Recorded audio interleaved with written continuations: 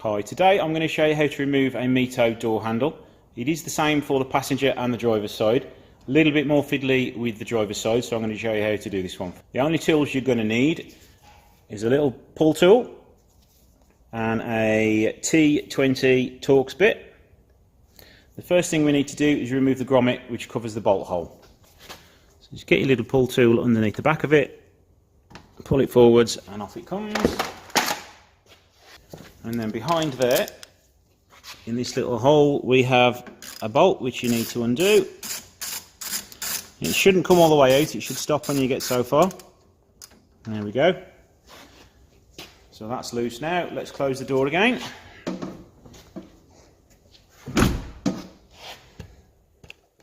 We now need to remove the lock cover.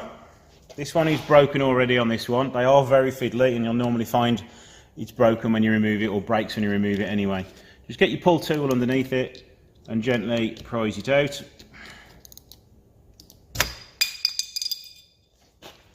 And once you've done that, you then need to remove the lock. Flat-headed screwdriver in there. And then just a little one from underneath. And pull the lock out. Pop that to one side. Let's pop it back a bit more. Now we need to open the door ever so slightly. Pop your screwdriver in there. Push the end of, there's a sliding clip in there, so you need to keep that to one side. Pull the door handle while holding that clip that way. And then you should find that the door handle will come out.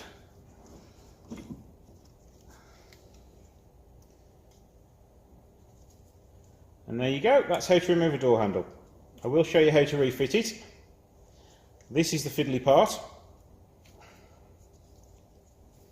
So what you need to do, slide it in the hole, push it all the way in. Again, push the door handle as flat as you can. Now push it back over that way. And there you go, that's the door handle back into place. Pop your lock back in. Put your cover back on. I would assume this is going to be a new handle, so you'll have a brand new clip with a good end. If you do need to refit a broken ended one, just stick a little dab of glue on the end of there, just a tiny dab, just to keep it in place, not to secure it, because you do find it'll stay there by its own free will. And then once you've done that, you just need to tighten this back up here, and then you're done.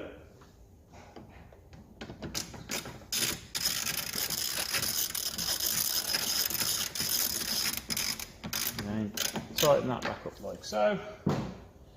Pop your clip back in.